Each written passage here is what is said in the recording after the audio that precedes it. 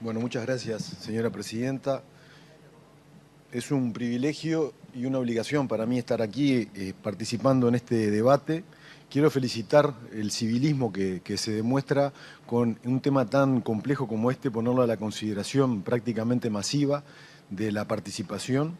Y quiero decirles que ustedes, junto con Irlanda, que recién fue mencionada, son los dos países que conozco que están debatiendo este tema. De hecho, mañana Irlanda tiene un plebiscito para derogar el artículo que prohíbe la interrupción voluntaria del embarazo, que probablemente salga porque tiene amplia mayoría en todos los partidos políticos. Creo que me dejaron para el final para tener que escuchar todas las presentaciones. Y me parece que hay una cosa que escuché que es consensual y es la búsqueda del objetivo de evitar la interrupción voluntaria de embarazo, de evitar los abortos. Y sin teoría ni elucubraciones, me gustaría hablar mucho de genética y de epigenética también, porque no es tan así que el código genético sea uno y no cambie, cambia mucho, porque la epigenética así lo ha demostrado. Me encantaría hablar de todos esos temas filosóficos, pero considero mi obligación como partícipe y protagonista de un proceso que se dio acá del otro lado del charco, simplemente contarles cuál ha sido nuestra peripecia, cuáles han sido nuestros resultados, para que esto pueda servirles de un elemento para tomar en cuenta. Como ven, la presentación se denomina la despenalización del aborto como una estrategia hacia una práctica segura, accesible e infrecuente. Y eso es lo que buscamos con la práctica del aborto. Voy a hablar de tres aspectos básicos. En primer lugar, conceptualizar históricamente cómo fue el proceso en Uruguay, luego los logros y luego las perspectivas. Hay tres periodos en Uruguay. En Uruguay no empieza la cosa con la despenalización del aborto. Hay un periodo previo, hasta el 2001, que la situación era muy similar al de acá, donde teníamos una ley que penalizaba el aborto. Hay un segundo periodo que comienza en el 2002 y el tercer periodo que comienza con la despenalización del aborto recientemente en el 2012. ¿Y qué marca este segundo periodo? Este segundo periodo lo marca una reglamentación sanitaria que luego fue ley, que consolidó un modelo de asesoramiento de las mujeres en condición de aborto, algo similar a lo que acá fue expuesto que hacen en muchos lugares, y con eso se disminuyó mucho el aborto. Pero sin duda el cambio vino con la despenalización. Y estas tres etapas constituyen una etapa inicial con un aborto inseguro, criminalizado, con grandes problemas, con gran mortalidad materna. Figúrense ustedes que Uruguay, la primera causa de muerte materna era el aborto. Teníamos muy bien controlada el resto de las causas. La mayoría de las mujeres que morían por aborto, como pasan en muchas de las provincias de vuestro país.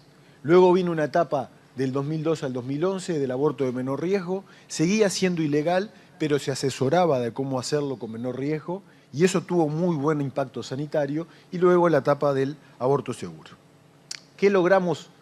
¿Cómo avanzamos en esto y qué logramos? Bueno, lo primero que logramos, señora presidenta, fue disminuir la mortalidad materna. Y hoy estamos orgullosos de que Uruguay sea el país con la menor mortalidad materna de todas las Américas, solo aventajado por Canadá. Tenemos una tasa de mortalidad materna que ha disminuido en el transcurso de los años, acá se ve en negro, sobre todo a expensas de la disminución de la muerte por el aborto. Hoy no se mueren mujeres por aborto en Uruguay, y eso nos coloca con un perfil de salud materna similar a los países más avanzados del mundo. Se puede lograr esto. Lo segundo que logramos, y esto es muy importante, es disminuir la enfermedad de la mujer. La enfermedad de la mujer por el aborto, por los abortos clandestinos, puede ser fundamentalmente las hemorragias o las infecciones.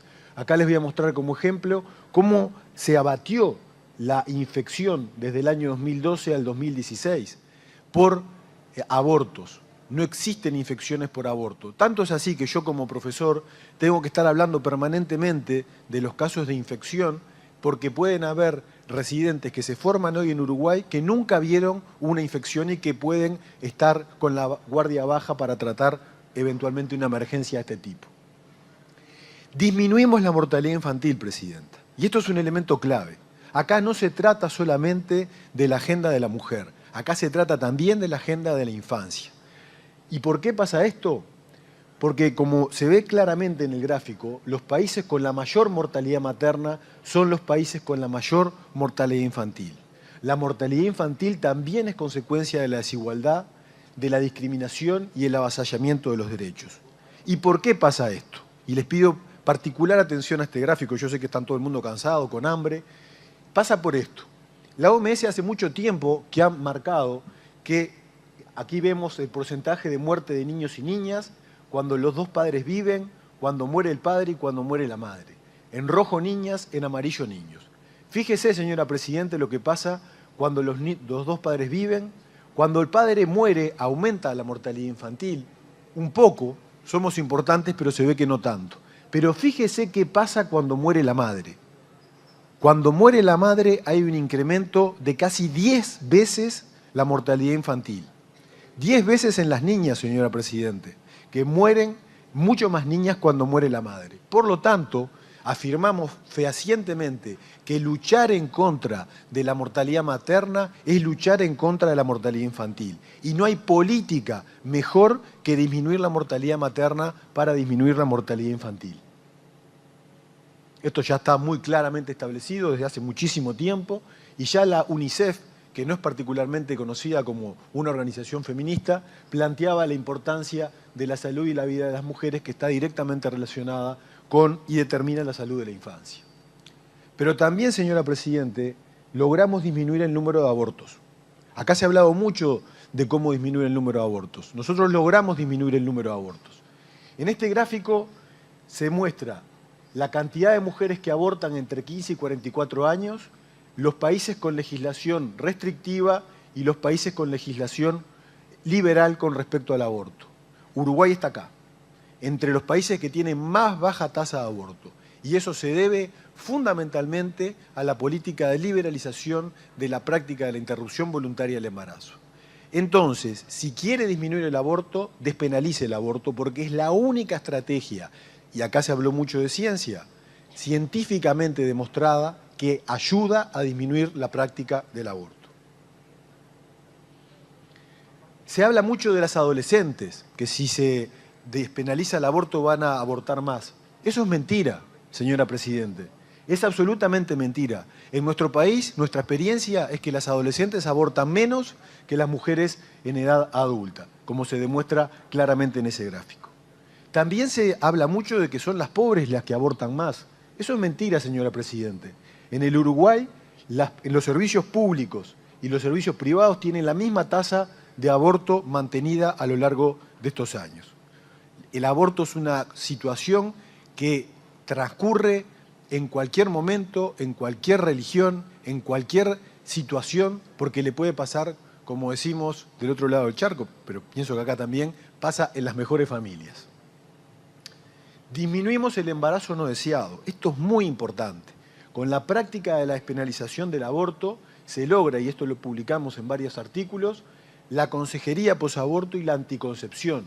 La inmensa mayoría de las mujeres que consultan en los servicios e interrumpen el embarazo, luego vienen por métodos anticonceptivos que la previenen de un nuevo embarazo. Por lo tanto, vamos a disminuir el número de embarazos no deseados, que es la causa del aborto inseguro. Ahí se ve cómo hemos manejado. Y también es muy importante porque hay como una fantasía de que si se despenaliza el aborto las mujeres van a salir corriendo a hacerse abortos como que fuera algo gratificante. Nosotros tenemos una tasa de repetición del 5% solamente. Es una tasa marginal. No cambia la repetición del aborto, sino que disminuye cuando se despenaliza el aborto.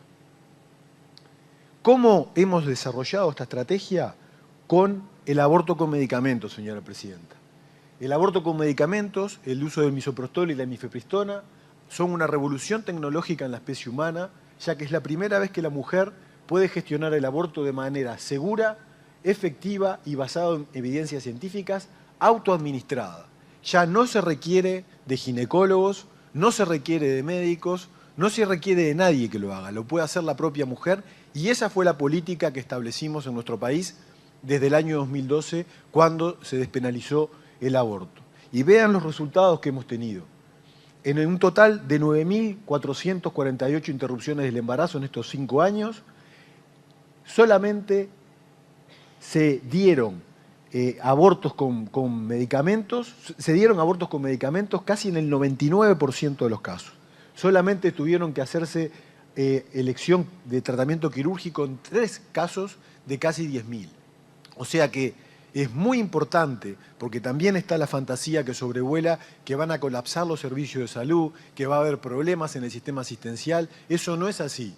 Con medicamentos se puede realizar esta práctica en el confort del hogar, rodeado por su familia, por su pareja, por quien la mujer resuelva, ¿verdad? Y sin complicaciones y sin necesidad de intervención sanitaria alguna. Logramos también este tema, que es muy importante, disminuir el estigma social que rodea al tema del aborto. Las mujeres que vienen a nuestros servicios, en un 90% se manifiestan satisfechas, en un 86% opina que puede sacarse todas las dudas, en un 87% la información es fácil de entender, en el 87% se sintió apoyada, en el 88% recomendó el servicio y en el 74% no se sintió juzgada. Es decir, que los servicios de calidad mejoran la fidelización de las pacientes con el servicio asistencial y vaya si eso mejora los servicios de salud, señora Presidente. Mejora la formación profesional. Hemos tenido en el Uruguay la experiencia de que el 70% de los ginecólogos han hecho compromiso de conciencia. Es decir, independientemente de sus pensamientos con respecto a la interrupción del embarazo, se han comprometido con la decisión de la paciente. Han puesto los intereses de las pacientes por encima de nuestros propios intereses. La inmensa mayoría de los profesionales, ¿verdad? Y en el sector privado también. Y esto lo hemos visto fundamentalmente con la formación de los nuevos médicos que, teniendo una formación adecuada, una formación garantista en términos de derechos humanos, de calidad técnica y humana, hacen mucho más compromiso de conciencia. Y acá quiero parar. La objeción de conciencia no es un problema para la implementación de las leyes. La objeción de conciencia la consideramos un derecho y es reconocido, en nuestro caso, por la ley y es reconocido por las pacientes. Lo que no es un derecho es la pseudo-objeción de conciencia, la objeción por conveniencia y el intento de que no se cumplan las leyes, como algunos ejemplos que acá se dijeron. Eso sí que es contrario a la posibilidad de que las leyes se lleven adelante y que se logre el objetivo de que las mujeres tengan el derecho a decidir. La tasa de fecundidad, señora Presidenta, un problema muy importante para nuestro país. Imagínense un país de 3,5 millones de habitantes. Cuando se discutió la ley había quienes planteaban que en la hipótesis de la despenalización se iban a incrementar mucho los abortos, nos íbamos a quedar sin uruguayos, no iba a haber gente para mandar al Mundial. Bueno, no se dio eso. Las tasas de interrupción del embarazo, las tasas de fecundidad se mantienen. Acá vemos el año 0 de despenalización, antes y después, en las mujeres adultas y en las mujeres jóvenes. No cambia la tasa de fecundidad. Para ustedes quizás es un elemento que no lo tienen en la discusión, pero les aseguro que no cambia. O sea, no tiene un efecto de ninguna manera en la tasa de fecundidad, por lo tanto, indirectamente estamos viendo que no aumenta los abortos tampoco. Todo esto lo hemos publicado en un trabajo reciente, en una revista científica internacional, y digo esto porque sé que se ha puesto en tela de juicio los datos. Estos datos son elaborados por el Ministerio de Salud Pública de mi país y son avalados por publicaciones científicas que hemos desarrollado en múltiples foros y en múltiples lugares.